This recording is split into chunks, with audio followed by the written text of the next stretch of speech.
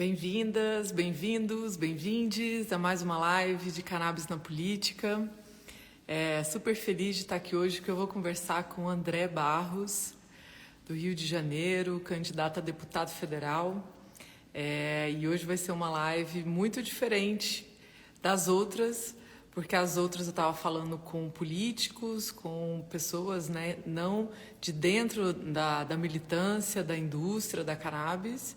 E hoje eu vou conversar com o André Barros, que é advogado clássico da militância, muito antes de existir mídia social. E então, para mim, vai ser um prazer estar aqui hoje conversando com ele. Para começar, eu quero falar um pouquinho do que é essa série, né? Bom, vou começar me reapresentando aqui também, para quem por acaso não me conhece. Meu nome é Luna Vargas, eu sou antropóloga, sou pesquisadora. Também estou aqui bem antes de existir mídia social, pensando, falando, pesquisando cannabis. E nessa caminhada aí, né, encontrando várias pessoas, inclusive quero dar um salve aqui para o Dudu Ribeiro, que está por aqui. Nos vemos em breve, Dudu. Exatamente, já estão colocando aqui o número do André Barros, 5042, 50 do sol, 42 da planta. Foi ele que disse isso. Então, a ideia desse papo, né, que eu estou fazendo é justamente para poder chamar quem está se candidatando, né, a falar sobre cannabis. E eu quero ampliar, né, essa discussão, justamente porque a gente está nas eleições de 2022 e, para mim, é impossível a gente falar de eleições sem falar das políticas de drogas, né? E aí a cannabis é só, né, um pedacinho disso, para a gente falar de... essa planta tem essa conexão, né, com a parte da saúde, com a parte da justiça social, com a parte do que gera, né, violência, o proibicionismo que gera violência e muitos outros braços, né, que essa planta envolve. Então, ela é emblemática por conta disso, mas a discussão ela é muito mais ampla. Esses dias para trás eu abri uma caixinha aqui perguntando sobre o que vocês estavam achando, né, dessa série de lives sobre cannabis na política. Várias pessoas, né, escreveram elogiando, falando que achavam muito bom. Algumas pessoas escreveram, né, que eu achei até interessante comentar aqui, que eu não devia mexer com isso, que me meter em política não era uma coisa boa. E eu quero dizer para todo mundo que não tem como não se meter em política, porque todas as ações que a gente faz são políticas, as nossas, né, decisões, e principalmente quando você fala com cannabis, é impossível não se envolver em política em algum nível. Então, quando eu chamo, né, como eu falei para várias pessoas aqui, obrigada por ter me marcado e também por ter feito as perguntas, né? Eu estou fazendo aqui um exemplo, que é falar com quem eu consigo falar nessa pré-eleição aqui. E eu estou já super feliz de ter uma galera aceitando conversar comigo. Vamos ter até presidenciáveis. E Sônia Guajajara em breve também. Então, o que eu quero chamar, né, com essa pequena amostra, né, do que eu estou fazendo de entrevista, é justamente que cada um de vocês que são entusiastas da cannabis, que gostam, né, dessa planta, que usam, que querem também fazer parte da indústria da cannabis, pensem em votar justamente nessa bancada que a gente precisa de ter em todas as esferas políticas. Então, isso é super importante. E também questionem, porque mais importante do que a resposta, muitas vezes é a pergunta, independente de partido. Toda vez que você vê aí um perfil de político passando, pergunta: olá, senhor, senhora candidato, qual é a sua posição em relação a cannabis e quais políticas você pretende implementar caso seja eleito. Então, essa é a pergunta que a gente tem que fazer. Espero que eles tenham resposta. Se eles não tiverem resposta, eles vão ter que pensar sobre isso. É isso que eu quero puxar. E sem mais delongas, vamos conversar aqui com o André. Vou puxar ele para cá, para ele... Bancada da maconha, isso aí. Vem para cá, André, para a gente conversar. e bater esse papo. Boa noite. Boa noite, Luna. Prazer estar conversando contigo. E já essa sua introdução já me fez lembrar a história da minha família. Se você quiser, eu já continuo. Posso? Antes de você continuar, só se apresenta para quem não sabe um pouquinho aqui da sua história. Se apresenta um pouquinho e fala como você, né, engajou nessa militância toda de tantos anos. Bom, eu sou o André Barros, candidato a deputado federal pelo estado do Rio de Janeiro. Com o nosso lema aperta 54 e 2 e não esquece, aperta o verde depois. Exatamente, aperta o verde depois. Inclusive, eu sou, obviamente, estou apoiando o Lula e o nosso lema maconheiros com Lula e André Barros, é aqui e aqui, né? Maconheiros com Lula e André Barros. Mas vamos aproveitar a sua introdução para já ir falando já na minha apresentação. Eu sou de uma família, meu pai foi proibido de ser jornalista no Brasil no ato institucional número 1, em 1964. O meu pai foi presidente do CACO, da Faculdade Nacional de Direito, que foi fechada pela ditadura militar. E meu pai foi foi cassado como candidato a deputado estadual em 1966, que eles caçavam a pessoa quando ela já tinha sido eleita.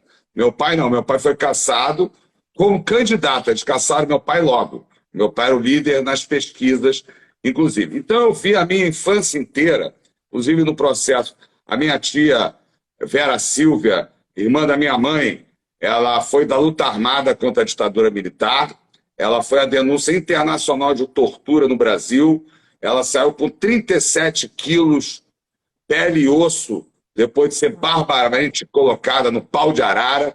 A minha avó foi amarrada num barco na ditadura militar, falaram que iam virar o barco se ela não contasse onde estava minha tia.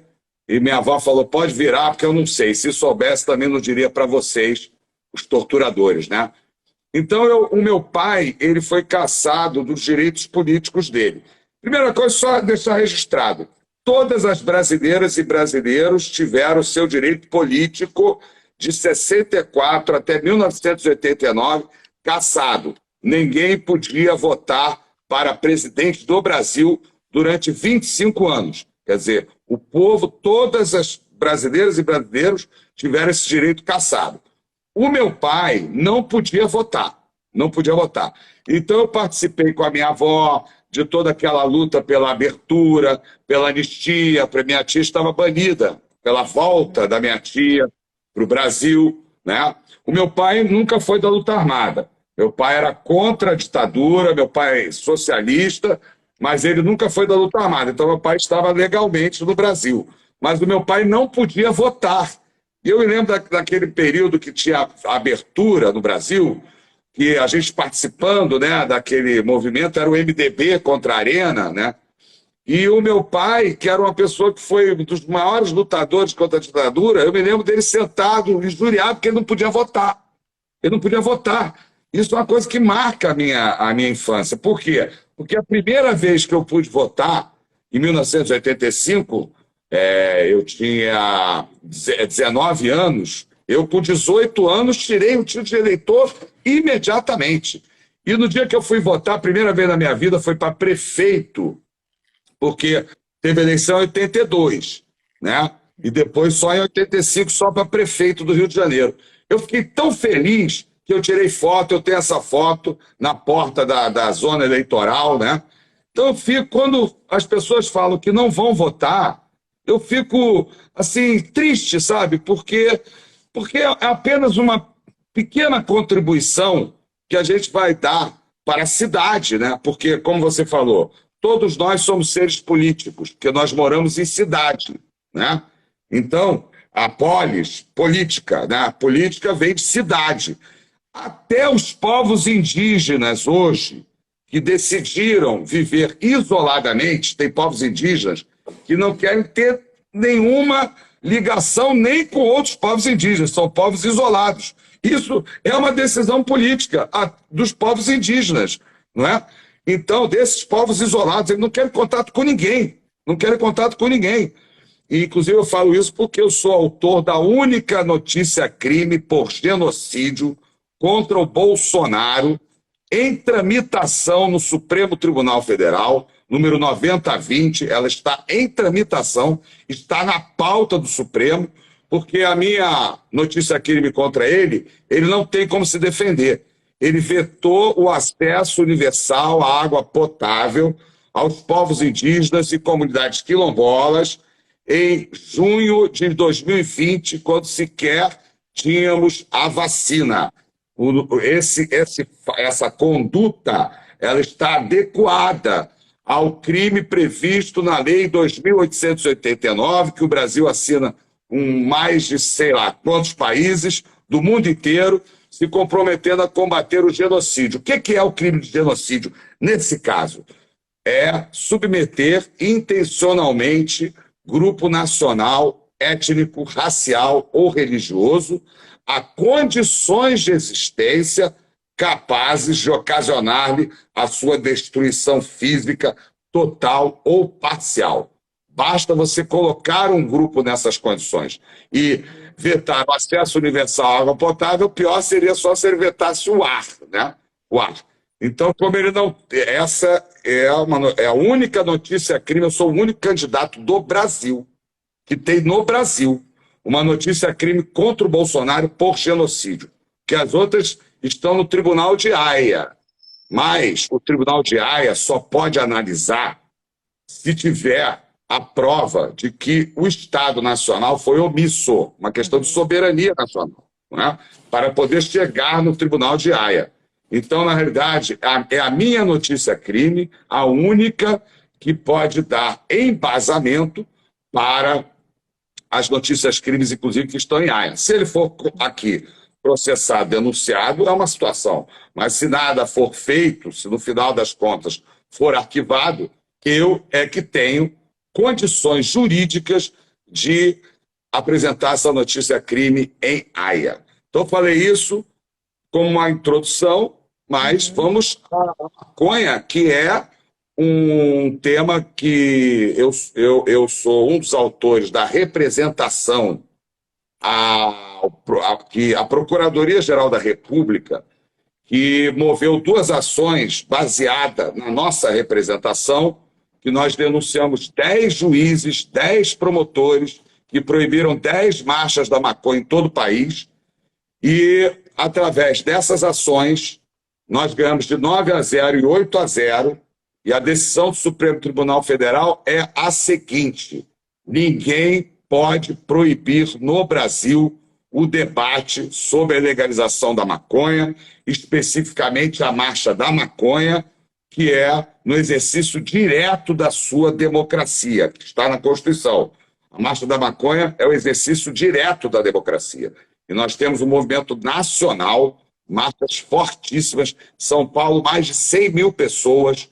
Belo Horizonte vai ter uma agora, sábado, que vai juntar, olha, a última de Minas tinha mais de 60 mil pessoas, a do Rio de Janeiro, a pioneira. Então, nós é que abrimos o debate sobre a maconha no Brasil, porque não podia falar sobre maconha no Brasil. E agora nós vamos romper também no período eleitoral, porque nós vamos, através da nossa candidatura aqui no Rio de Janeiro, pautar o debate sobre a maconha na pauta, repetindo, né, na pauta eleitoral, no período eleitoral. Muito obrigado. Falei muito, advogado fala muito, desculpa. Não, eu tô aqui ouvindo, assim, muito atenta, porque tem vários pontos, assim, que eu acho que é super interessante e importante voltar aqui. Um deles é, assim, da sua história, né? Eu acho que isso que você falou é essencial, só quem teve os direitos e quem viu isso, né, como você, desde criança, dentro da sua família, sabe o valor que é votar, né? Eu tenho amigos também que ficam assim, não vou viajar, é feriado, e assim, não tem essa consciência política, e assim, apesar de que a gente não concorde com esse sistema que a gente vive, nem com a forma que a política está sendo feita, a nossa chance de mudar é dentro da política, né? Então, isso é uma das coisas que eu acredito que é muito importante, a gente, pelo menos, né, se a pessoa não for fazer ativamente, delegar isso, né? Como para você que está aí se candidatando, colocando seu corpo aí nesse mundo político que não é fácil, né? E a gente vê como a política do Brasil está hoje. Então, primeiro também super agradecer essa sua, né? Que você acabou de explicar que vem da infância e vem de família, mas agradecer essa sua disposição, porque é muita disposição esse trabalho. E aí, passando para essa parte também, né, especificamente da cannabis, isso que você já fez, né, então eu acho que é super importante ressaltar isso, que nessa caminhada você vem fazendo, como você falou agora, não só na questão da cannabis, como outras questões de justiça social mesmo. Então é importante votar também em pessoas que já fizeram, né? Não só que estão prometendo, mas que estão fazendo ao longo do caminho.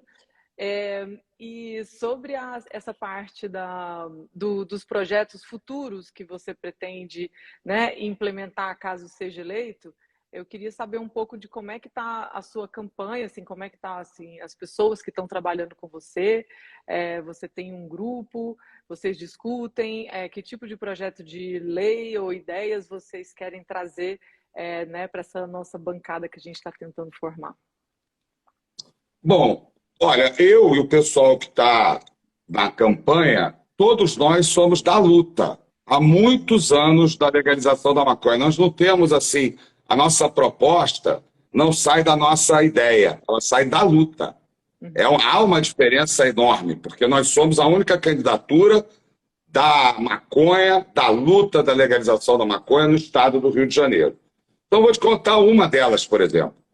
Eu tenho um recurso especial no Superior Tribunal de Justiça, onde eu sustento. Por quê? Por que eu estou dizendo isso? Porque o nosso trabalho em Brasília vai ser no Congresso Nacional, mas também nos tribunais superiores, no CAD. Eu entendo que há aí um ataque, né, à livre concorrência, na Anvisa. Então, a gente vai trabalhar em tudo. Eu fui até presidente da Comissão de Direitos Humanos da OAB em Brasília, quando morei em Brasília. Então, eu conheço muito bem Brasília, fui conselheiro da OAB de Brasília. Eu fui 30 anos da Comissão de Direitos Humanos do Rio de Janeiro, e quando morei em Brasília também, e no Rio de Janeiro continuei, né? Até há 2 anos atrás eu era o vice-presidente da Comissão de Direitos Humanos da OAB do Rio de Janeiro. Então eu tenho um recurso no Superior Tribunal de Justiça, porque o crime em relação à plantação é o seguinte: é semear, cultivar, fazer a colheita de plantas que se constituem em matéria-prima para a preparação de drogas. Então eu digo que se a droga é o THC, é o CBD, é o CBG, o que for, esse canabinoide, ele é produção da planta. Ele não é matéria-prima para preparação de drogas. E, portanto, o homem, a mulher, né, nós, seres humanos, não podemos criminalizar uma lei que é da natureza. Porque você tem as leis da natureza e as leis, que é a física, né? Isso é a filosofia clássica grega, né? E as leis dos homens, que é a ética e a lógica, né? As 3 formas. E a lei dos homens é matar alguém, subtrair coisa alheia móvel, né? São condutas humanas. Aí o homem pode criminalizar, né? Não só pode, como até deve, né? Mas no caso aí, o homem não pode criminalizar uma lei da natureza. Portanto, eu sustento no Superior Tribunal de Justiça. O juiz do caso, na primeira instância, absolveu nesta tese, ele concordou comigo. Eu digo isso, quer dizer, se o THC, CBD, o que disser, que ele não é matéria-prima para a preparação de drogas, é produção da planta. Portanto, em relação à maconha, esse crime não se adequa. Até dei exemplo, por exemplo, a cocaína. A cocaína tem a matéria-prima é a folha de coca, que é misturada a outros insumos para fazer a cocaína. Aí se enquadra nesse caso, mas existe um caso, inclusive, de uma pessoa que foi presa com folhas de coca e essa pessoa e o Superior Tribunal de Justiça absolveu porque ela só estava com a folha de coca. Sim. Porque o crime é produzir matéria-prima para a preparação de drogas. Então, no caso da maconha, esse crime não se adequa à maconha. E por isso eu estou no Superior Tribunal de Justiça nessa luta, e vou fazer a sustentação disso, não só no Superior Tribunal de Justiça, mas no Congresso Nacional. O homem não pode criminalizar uma lei da natureza. Não, isso é muito interessante, porque envolve essa parte da ciência da cannabis, né? Porque justamente para poder colocar isso, você tem que entender tanto da lei quanto também da ciência, e você tem que explicar isso, né, para um juiz, porque para entender que, né, os canabinoides eles estão ali dentro da planta, e como você acabou de dar esse exemplo da cocaína. E eu acho que eu não sabia dessa parte que a gente não podia criminalizar, porque cannabis tem sido, né, criminalizado a vida inteira, pelo menos a minha vida inteira, né? E também me fez pensar também um pouco aqui no caso da psilocibina, né? Porque não, assim, proibir cogumelo, que ele nasce, né, em qualquer lugar, não pode, mas aparentemente manufaturar, né, processar seria sim, a molécula da psilocibina seria proibida, processada. Então tem também aí, pelo que eu andei lendo, essa questão também do cogumelo na lei. Quando você fala dessa lei, também eu acho que é importante a gente pensar no que você chama para essa questão da soberania, né? Porque quando a gente, assim, pegando o exemplo, né, eu tive uma vivência dos últimos 4 anos trabalhando no mercado legal canadense, e aqui no Brasil a gente tem hoje mais de 200 empresas de fora vendendo CBD, né, extraído majoritariamente do cânhamo, dentro do Brasil. E no Canadá, lógico, eles estão ali na divisa com os Estados Unidos. Se eles não tiverem medidas de proteger o mercado deles, os Estados Unidos engolem, né? Porque os Estados Unidos ali, eles têm 30 milhões, né? O Canadá é do tamanho da Grande São Paulo. Então, se os Estados Unidos, se deixar os Estados Unidos entrar, acabou a indústria da cannabis canadense. Então, eles tomam medidas, assim, um exemplo delas para você ser uma empresa dos Estados Unidos que quer vender no Canadá, você tem que fazer uma parceria com uma empresa canadense, e todo a cannabis que tiver dentro desse produto tem que ser produzido em território canadense. Então, assim, eu acho que isso, né, é uma questão que você levanta que eu acho que é super importante, falar de soberania nacional, né, em relação à produção da cannabis. E eu queria saber um pouco como você pensa isso, como você pensa defender essa parte. Lula, até nesse nosso papo, eu já pensei imediatamente nessa sua colocação, porque você é uma pessoa que conhece mundialmente, né, a questão da cannabis. Então, achei sensacional esse papo. E até dizer que nós, no Brasil, nós temos, todos os países capitalistas, têm órgãos de defesa da concorrência. Se não chega um outro país e faz, por exemplo, um dumping. Vamos supor que os Estados Unidos tenha uma produção altíssima de laranja, já tem vendido tudo que é laranja, e pegue lá, então vamos vender laranja, suco de laranja para o Brasil a R$1. Vamos supor que isso acontecesse, né? Quebraria todo mundo, né? A agricultura da laranja, os produtores de laranja. Então você tem que se proteger. Mas no Brasil a história não é essa. Porque o Brasil ele não precisa do inimigo externo. O inimigo está dentro do nosso país. A elite brasileira é uma elite entreguista, uma elite que não pensa nem como capitalista, porque ela não pensa nem como proteção dos interesses nacionais, né? Inclusive, o golpe militar ocorreu porque o Jango assinou uma lei que impedia a remessa de lucros para fora do Brasil, né? Então, a elite brasileira é completamente entreguista. Nós já temos no Brasil uma resolução da Anvisa, número 327, que no artigo 18 ela diz o seguinte: para fins de fabricação e comercialização de produtos de cannabis em território nacional, a empresa deve importar o insumo farmacêutico na forma de vegetal, granel ou produto industrial. Quer dizer, é uma lei feita no Brasil por uma agência brasileira para a proteção dos interesses estrangeiros. Eu não sou contra, como eu falei, tudo bem, estão vendendo Mevatil nas farmácias brasileiras a R$ 2.800, um medicamento feito no Reino Unido. Mas quem é que pode comprar um medicamento no Brasil a R$ 2.800 se 70% da população brasileira ganha menos do que R$ 2.500?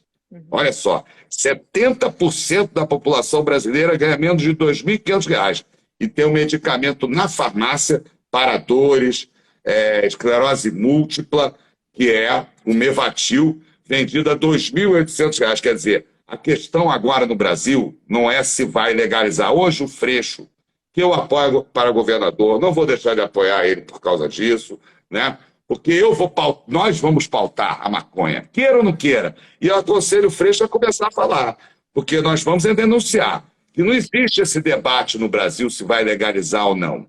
O debate no Brasil é o que você está vendo no mundo, é quem vai vender. Esse é o debate, quem vai vender. E, nesse caso dessa resolução da Anvisa, eu vou levar essa resolução eleito para o Congresso Nacional e para o CAD, que é o órgão de defesa da concorrência no Brasil, porque essa resolução fere a livre concorrência. Eu sou socialista, mas eu tenho consciência que nós vivemos numa economia, não vivemos numa economia socialista, vivemos numa economia de mercado. E nessa economia de mercado, o Brasil o que é? Exportador de milho, de arroz, enquanto as pessoas morrem de fome no Brasil. Então, na maconha, nós estamos nessa luta e vamos pautar isso no período eleitoral, vamos ganhar a eleição e dizer isso. Até só finalizando, Luma, essa primeira etapa, dizer o seguinte, por exemplo, nos Estados Unidos, Nova York está legalizando, porque caiu lá o PIB de Nova York, a arrecadação, estão legalizando. Aí, o movimento negro, pastores negros, deputadas negras, falaram o seguinte: olha, nós somos a favor da legalização, desde que os negros possam vender maconha, porque a licença custa $500 mil, só, obviamente, classe média alta, rico, branco, pode vender maconha. Então, o movimento negro lá já se posicionou, dizendo o seguinte: as pessoas que estão presas, condenadas por vender maconha, no Brasil, no presídio de mulheres é 70%, né, com uma quantia irrisória, que essas pessoas sejam colocadas em liberdade, evidente, né, porque se descriminaliza, anistia, tem que ser colocada em liberdade. E que essas pessoas negras, presas pela venda de maconha, tenham a licença gratuita do Estado para vender a maconha. Então, no Brasil, desculpa, eu peço, inclusive, que a juventude das favelas, essa que a gente está lutando para isso, que haja o debate sobre a legalização da venda da maconha legalmente nas favelas. Porque, historicamente, sempre vendeu nas favelas. Né? Então, mas isso é algo que a gente está defendendo publicamente, falando. Eu sei que eu sou advogado, branco, de classe média, então eu tenho mais facilidade, não sou criminalizado, sou advogado, né? E não serei criminalizado por levantar esse debate. Me aproveito dessa situação, para ficar do lado dos negros, dos jovens, dos pobres, das pessoas de todas as idades das favelas. E nós temos que levantar esse debate. A maconha tem que ser vendida, na minha opinião, nos coffee shops da cidade, tudo que já temos no Rio de Janeiro, já temos alguns, né?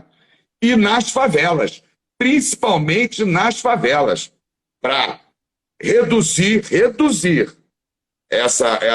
esse genocídio, porque não se combate um mercado, um produto no varejo, isso é genocídio, né? Reduzir o genocídio, reduzir o que se gasta com segurança pública, para levar, inclusive, para a educação, para a saúde e para gerar emprego, para que o dinheiro fique na favela. Alguém já viu alguma apreensão policial, algum saco de dinheiro? Que é vendido em dinheiro, não é em cartão de crédito, não é em cheque, nem em débito em conta, né? Diz que agora tem um pessoal que está fazendo um Pix aí, né? Mas não é dinheiro vivo, dinheiro vivo. Alguém já viu a apreensão de alguns, e são sacos de dinheiro, porque nós não estamos falando de um comérciozinho, não, é um mercado. Então, isso tem que ser debatido, e vamos colocar essa questão na pauta eleitoral. Desculpa, mais uma vez, falei. Não, mas a gente está aqui para te ouvir mesmo, gente. É justamente para isso essas lives, porque é importante as pessoas entenderem o que você pretende fazer e o que é possível, né? De se imaginar dentro, caso você esteja lá na cadeira que a gente quer que você esteja. Mas eu fiquei pensando aqui, você estava falando, eu estava fazendo essa conexão, né? Assim, que a gente ainda, principalmente aí no Rio de Janeiro, dentro das favelas, a gente vive aquele estado de sítio que você descreveu, né, da repressão que a sua tia sofreu. Isso está dentro hoje da favela. E, essa ditadura, né, quando a gente pensa na parte da tortura, do que é se estar preso hoje num presídio.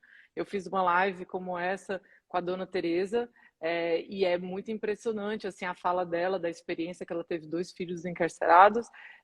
Então, assim, muito triste de ver que esse estado de exceção da ditadura ainda está presente dentro das favelas hoje, e como, né, quando a gente fala de legalização, não só de legalização, descriminalização, legalização e regulamentação, que são etapas, né, diferentes aí desse processo, elas têm que levantar essa parte que você está levantando da justiça social, e tem muitas formas, né, de agregar isso.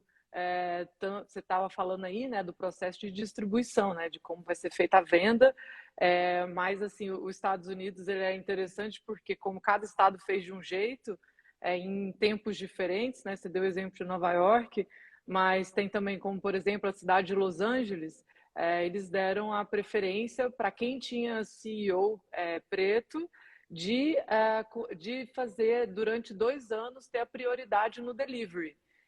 Então, assim, a entrega ser feita durante, né, justamente nesse tempo aí de pandemia, como é importante poder fazer entrega, né, e isso ser feito só pelas empresas que têm pretos na frente, né, no comando. Então, isso são alguns tipos, e tem várias medidas, a gente pode falar aqui muito tempo disso, para a gente poder ter uma perspectiva e pensar o que é importante, né, dentro da nossa realidade, porque eu acho que é muito difícil de visualizar, né, o que acontece em outros países e tentar transpor. A gente tem que ler, né, ter ideias, mas ler a nossa realidade, o que funciona em cada lugar, e principalmente também o Brasil sendo tão heterogêneo, né? É super importante de pensar nisso e pensar também, quando eu estava lembrando também dessa parte, né, da distribuição pelo SUS, que é uma coisa que muitas pessoas têm levantado essa bola, né, distribuir pelo SUS, e que obviamente, né, é o sistema de saúde único que a gente quer ver distribuindo cannabis pelo SUS, mas quando a gente pensa em distribuição, e aí pagar em dólar, em euro, e fazer isso com imposto, né? Eu acho um absurdo, eu acho que a gente tinha que conseguir produzir aqui para poder distribuir pelo SUS, porque é muito dinheiro. E também queria saber a sua opinião, porque a gente tem formas públicas e privadas, né? Assim, a gente também pode pensar que na possibilidade do Brasil ter uma agência, como tem a Anatel, não é, de telecomunicações, a Agência Nacional de Comunicações, ter também uma agência nacional de produção de cannabis, e aí sim isso produzir para o SUS, que é o Sistema Único. Então, sim, tem possibilidades do próprio Estado produzir, né? Eu acho que isso também pode ser uma possibilidade interessante.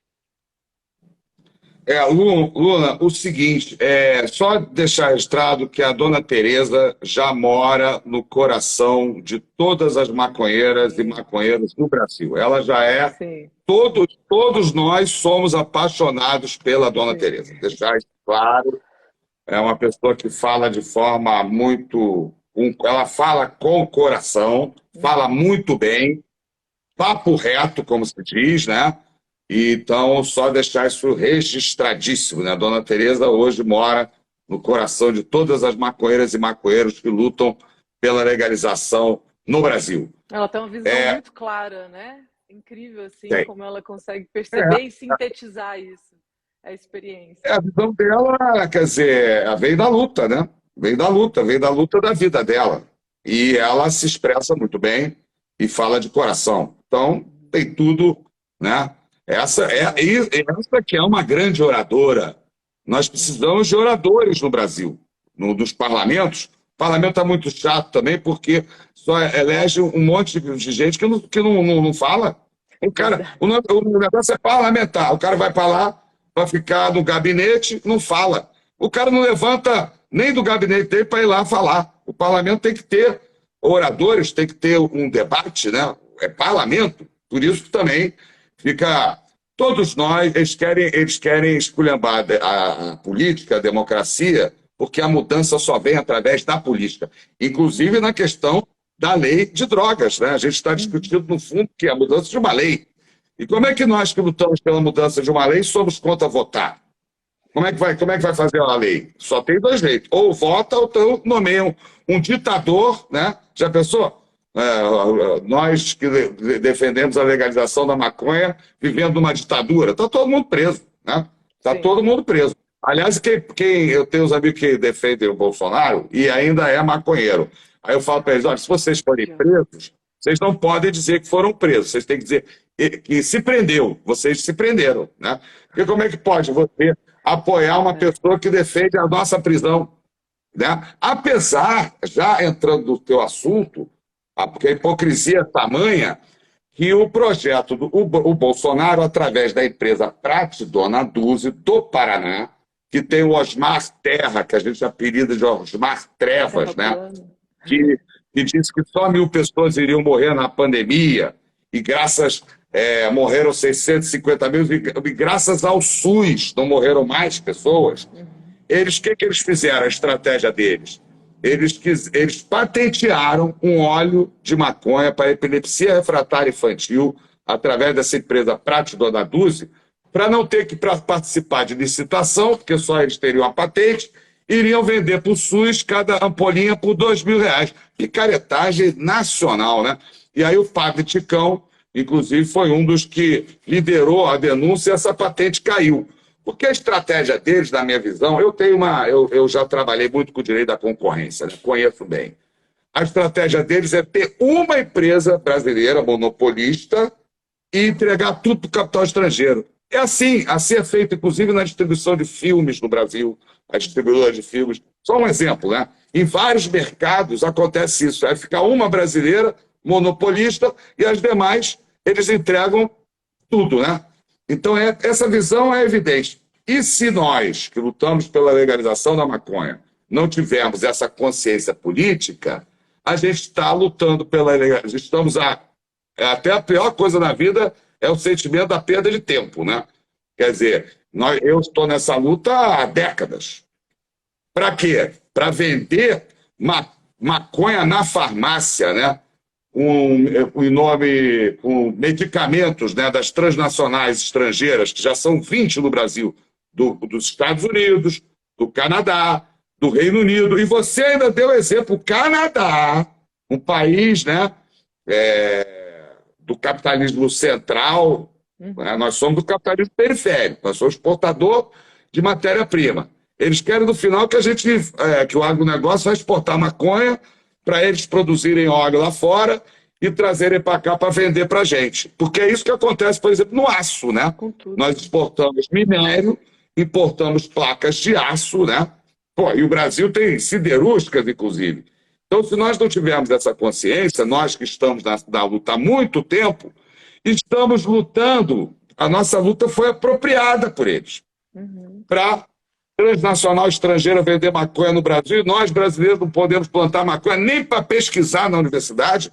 O SUS, nós temos que distribuir óleo gratuito de maconha no SUS. Isso vai ser estrategicamente muito importante para a legalização da maconha. Pessoas pobres recebendo esse remédio, né? O ouro verde, que os ricos já sabem, né? Já estão vendendo e comprando, né? A classe privilegiada. Então, no SUS, a gente fazer um grande movimento através das universidades. O Brasil tem universidades federais em todo o país. Aqui no Rio de Janeiro, olha só, a UFRJ, a Fiocruz, já estão, já estão avançadas no estudo, né? Nós temos o pioneiro, o doutor Carlini, nós somos pioneiros nesse estudo no mundo, doutor Carlini, que todos nós amamos também no Brasil. Doutor Carlini presente hoje, sempre, né? Doutor Carlini sempre presente. Eu conheci uma figura maravilhosa, né? Figura maravilhosa. Gente fina, né? Como a gente fala, né? Gente boa, né? Além de ser um estudioso, um cientista, uma sabedoria, mas uma pessoa que nunca nada disso subiu a cabeça. Então, a gente tem condições, a gente tem terra, melhor terra, água, semente, sol, nós temos as melhores condições para plantar, nós temos universidades que já estão avançadas, que querem pesquisar mais. A Universidade de Viçosa está pesquisando, avançada no estudo para veterinária, né? A gente até sempre botamos na marcha da maconha um veterinário para falar, e ele já abre dizendo: maconha é bom para cachorro. Aí o pessoal para, papagaio, papai, aí vai e segue, né? Então, a gente tem a Universidade de Viçosa, uma universidade pública, uma universidade linda. Então, a gente tem que botar todo mundo para produzir óleo de maconha para o SUS, né? De graça para o SUS, a farmácia viva, tudo de graça para todo mundo. Isso aí vai todo mundo ver a força dessa planta, né? Poxa, olha só, é tudo que assim, tirando os raríssimos problemas, tal, raríssimos, todo mundo que fuma uma coisa já sabe que não é nada disso que eles falam há muito tempo, né? Mas algo que traz vontade de comer, né? Traz as gargalhadas, né? A felicidade, rir, né? Traz o riso, traz o apetite, né? É afrodisíaco, né? E mais, você dorme que nem um anjo, né? Nem sonha, né? Então, algo que só traz. E nesse mundo apressado, todo mundo apressado, né? O cara pega o carro para dirigir na cidade, parece que o cara está numa pista de Fórmula 1, né? Tá todo mundo correndo, sabe-se lá atrás do quê, né? O pessoal está correndo, está correndo atrás do quê? O cara da Fórmula 1 quer ganhar ainda a competição, né? O cara está todo mundo correndo, todo mundo querendo bater em todo mundo. Então, a maconha é importantíssimo para dar uma acalmada nessa humanidade tão perdida, né? Humanidade perdida. Nós estamos mais próximos da barbárie do que o socialismo, né? Mas eu sempre falo assim que se maconha for bom para melhorar o sono e a dor, só essas duas coisas a humanidade já ia elevar muito, né, a qualidade de vida. Só se resolvesse dois problemas, e tem mais 1 milhão aí que resolve. Então... Pô. Mas vou até falar, um amigo me deu uma pomada. Eu estava com a dor na perna, me deu uma pomada. Não é que melhorou total, não, mas aliviou, entendeu? Olha, às vezes, quando começou assim, a aparecer muitos os vídeos no Brasil, assim, há muito tempo atrás, eu olhava e falava: não é possível, não é possível. Mas é para criança, é para pessoas da melhor idade, para os idosos. Pô, na melhor idade a pessoa vai passar a dor, as pessoas às vezes têm um Alzheimer, então é bom para a melhor idade, para as crianças é bom para... Produz neurônio, né? Isso não fui eu que falei, não, é o Renato Malcher, Siddhartha Ribeiro, no livro Maconha, Cérebro e Saúde, né? Foi o primeiro, não foi o primeiro livro que eu li, né? Mas foi um livro que marcou para mim quando eu li que a maconha traz a homeostase, o equilíbrio do sistema fisiológico. Eu falei: não. Quando eu li isso, eu falei, peraí.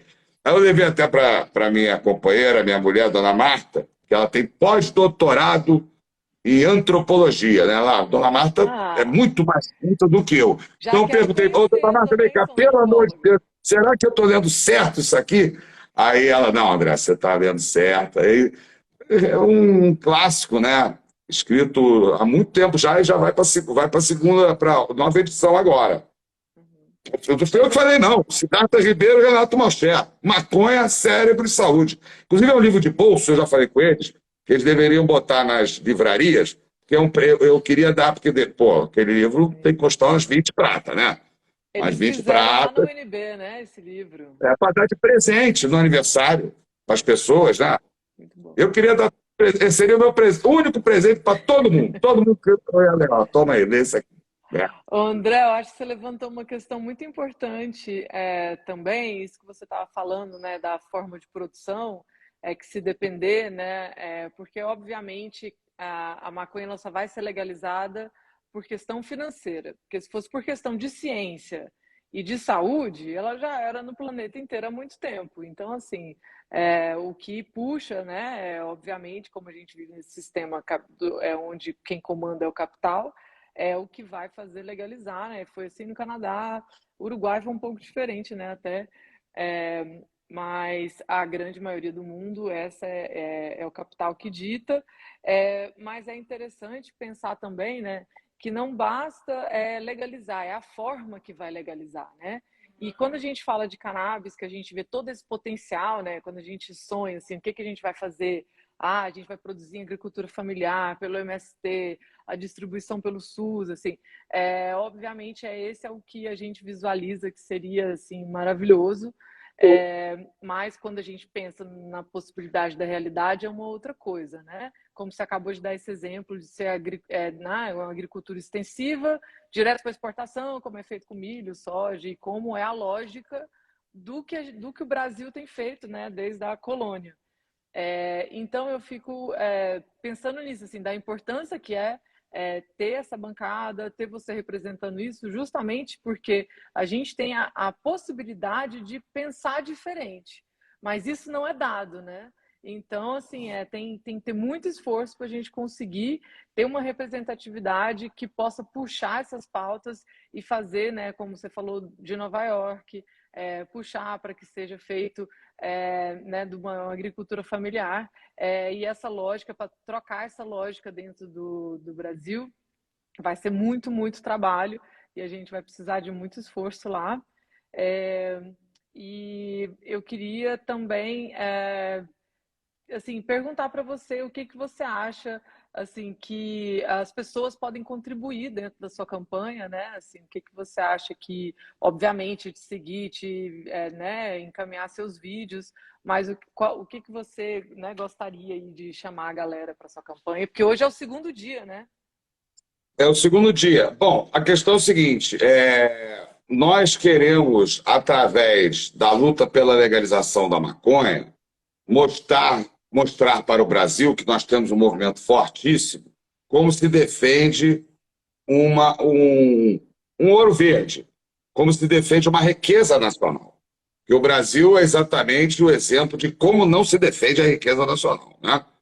O Tiradentes foi decapitado porque lutou por causa de 1/5 do ouro, né? Então, a situação histórica é essa. Então, nós vamos, através da legalização da maconha, mostrar para o país como se defende o interesse nacional. E aí a participação e a interseção, a maconha tem interseção com a segurança pública, com a arrecadação tributária, com a ordem econômica, com o aumento da riqueza, com a questão do racismo, né, do genocídio nas favelas, a questão da superlotação, pode ser para fins industriais, para fazer recuperação do solo, a recuperação, inclusive, do que fizeram em Minas Gerais, né? Uhum. O Brasil é isso, quer dizer, eles mandam o minério para fora, deixam o resíduo tóxico aqui para matar a nossa fauna, a nossa flora e nossos brasileiros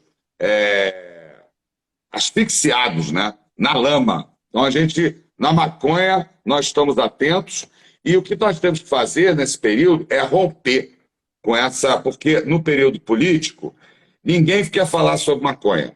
Direita, esquerda, centro, alto, baixo, né, do lado, né? Ninguém quer falar. Todo mundo foge porque diz que perde voto, não quer tratar do assunto. Mas isso é uma hipocrisia completa, porque a rigor não existe mais esse debate, se eu sou a favor ou contra. O debate agora é quem vai vender. E quem fala isso é mais ingênuo que uma criança que acredita em Papai Noel, né? Uma pessoa fala, pô, mas como? Meu amigo, tá vendendo na farmácia, tu tá cego, o que que tá... Não, até nem pode falar, porque tem um amigo meu que não... politicamente não é correto, né? Mas, assim, dizer, pô, meu amigo, você tá vendendo na farmácia, você tá em que país? O Brasil, as transnacionais da indústria farmacêutica já estão aqui dentro. Já estão vendendo, estão debate. Esse debate se é moralista, se é a favor da legalização ou contra, né? Isso é coisa para nem criança que acredita em Papai Noel. É mais ingênuo que uma criança que acredita em Papai Noel e na cegonha, entendeu? Então, nós vamos romper com isso.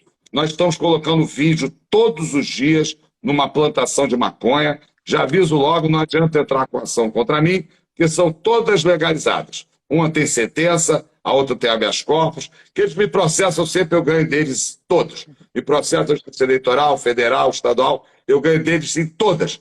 Mas só já dá esse aviso. Então,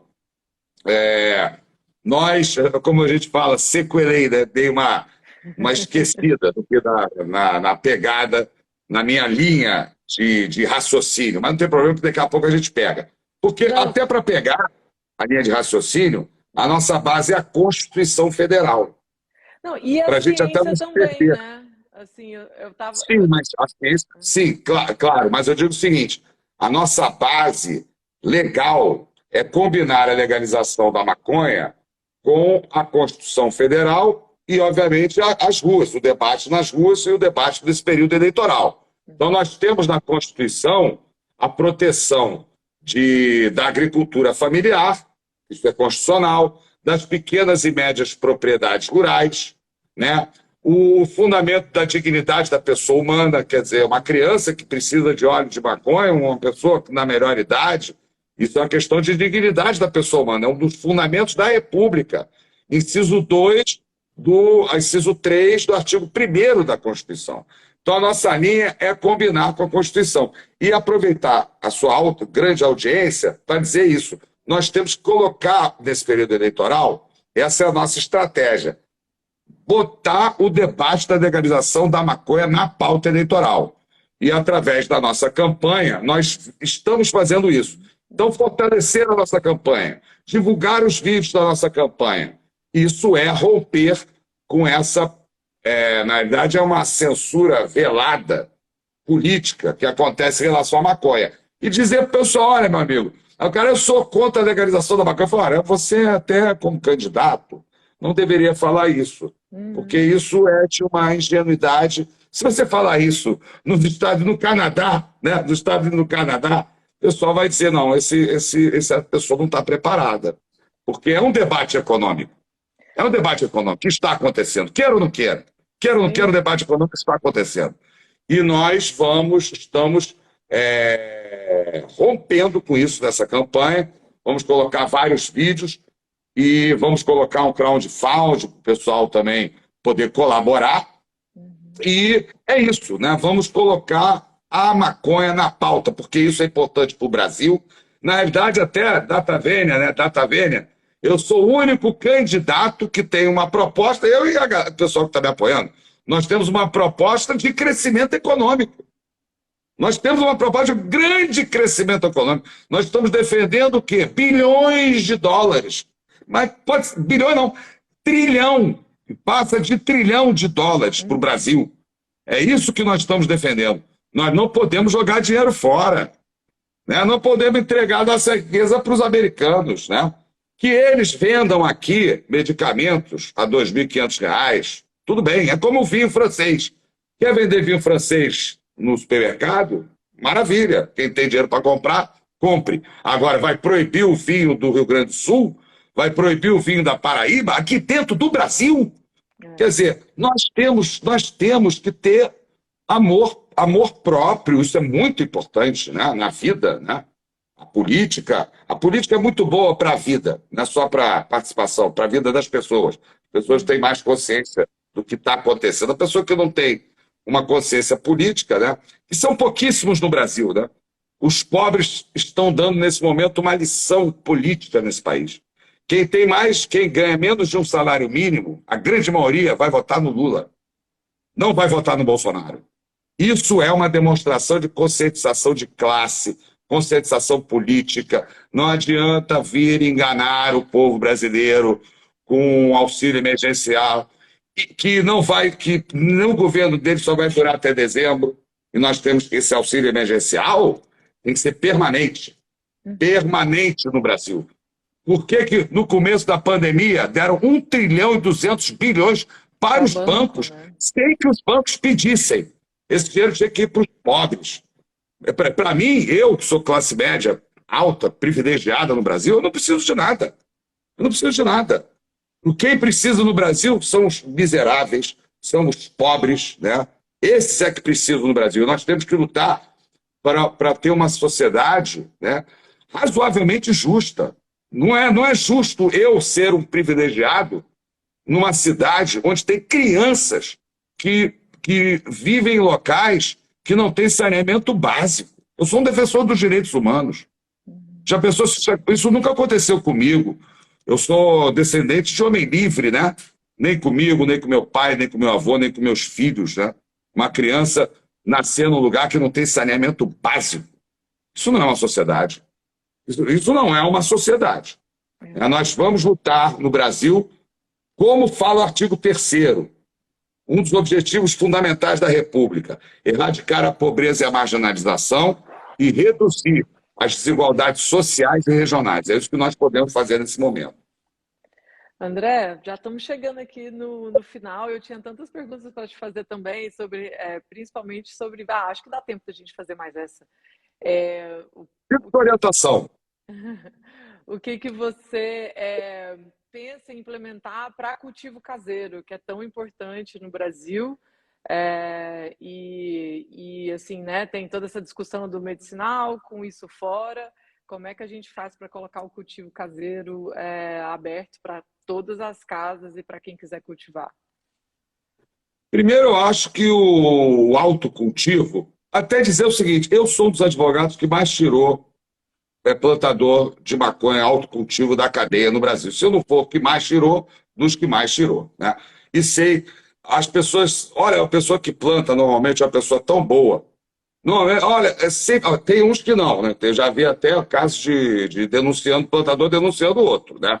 Mas a maioria são pessoas boas que estão uma relação com a plantinha. E a maioria dos casos, sabe o que acontece? A polícia bate na porta dele. Eu defendi vários.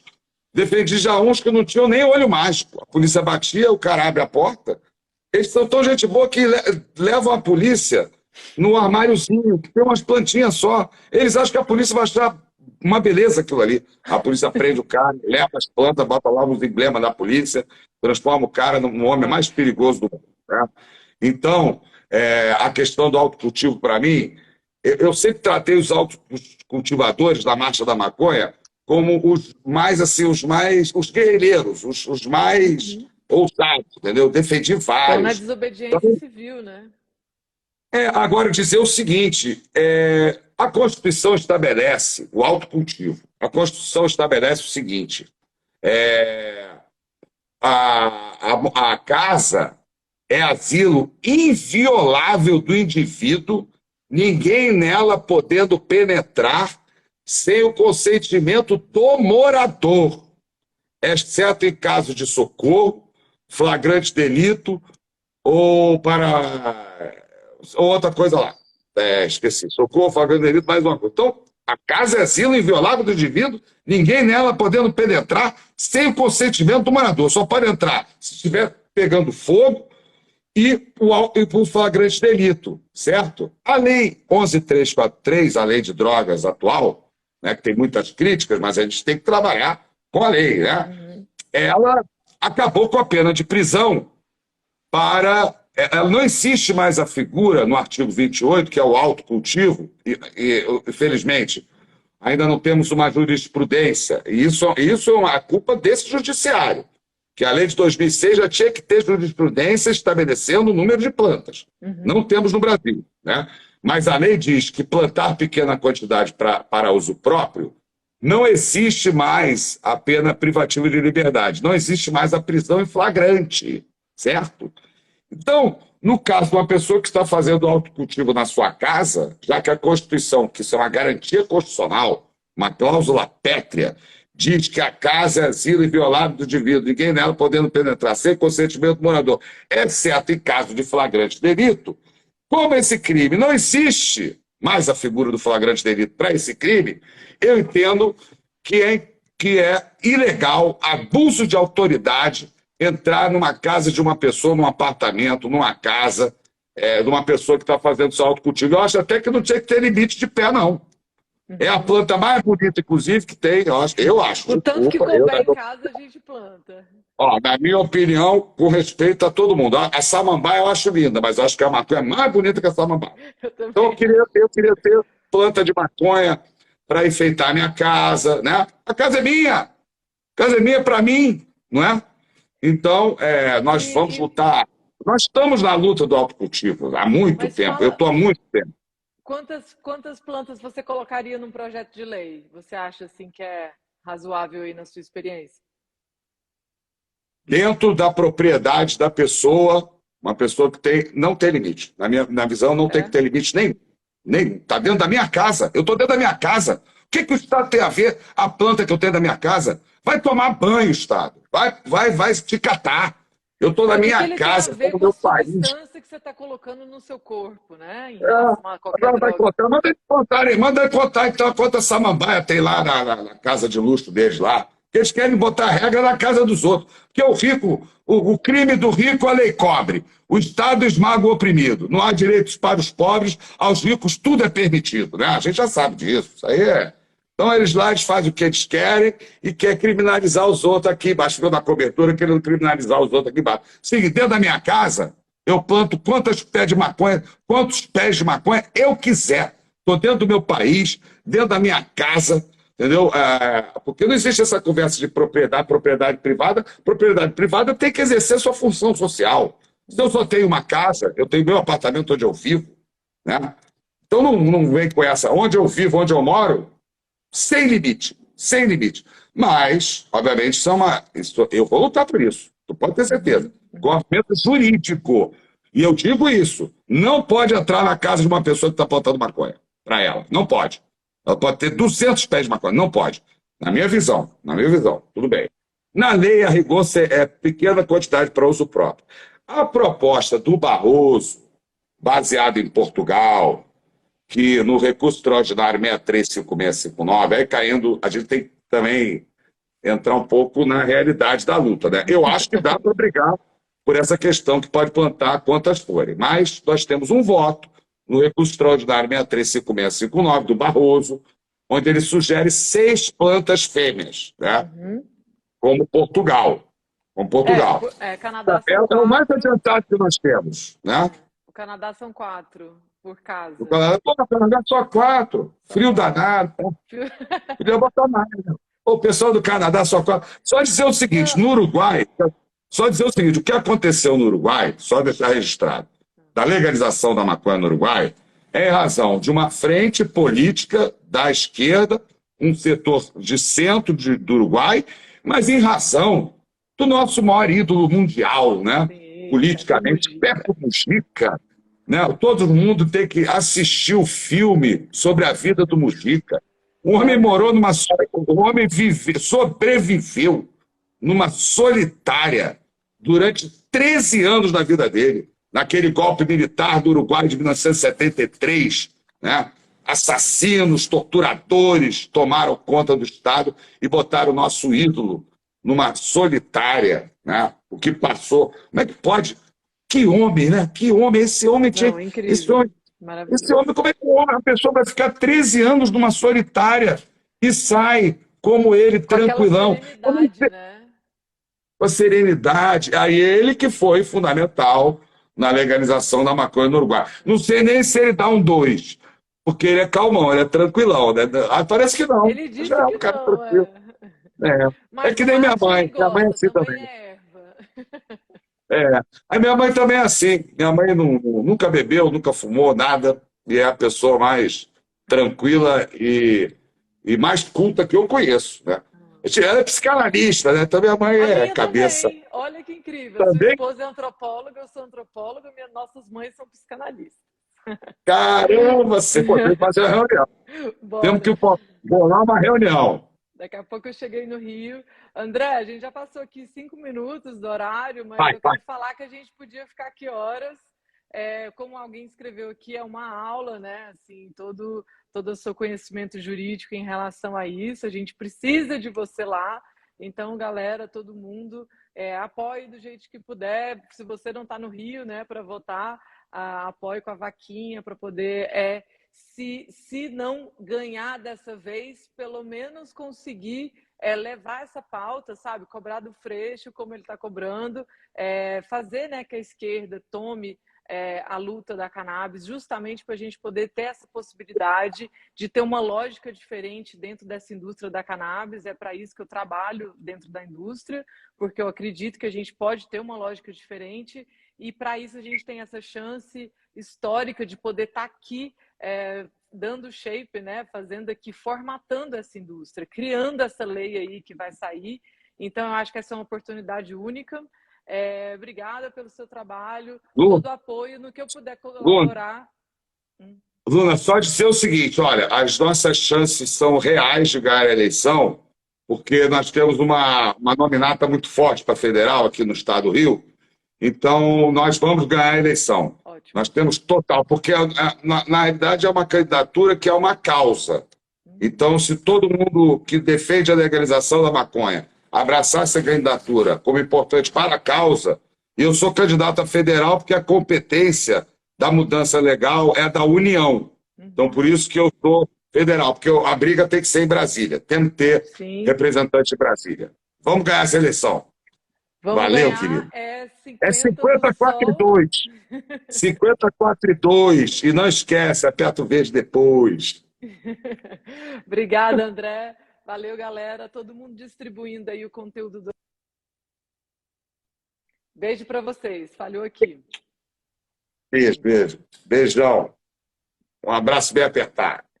Tchau, tchau.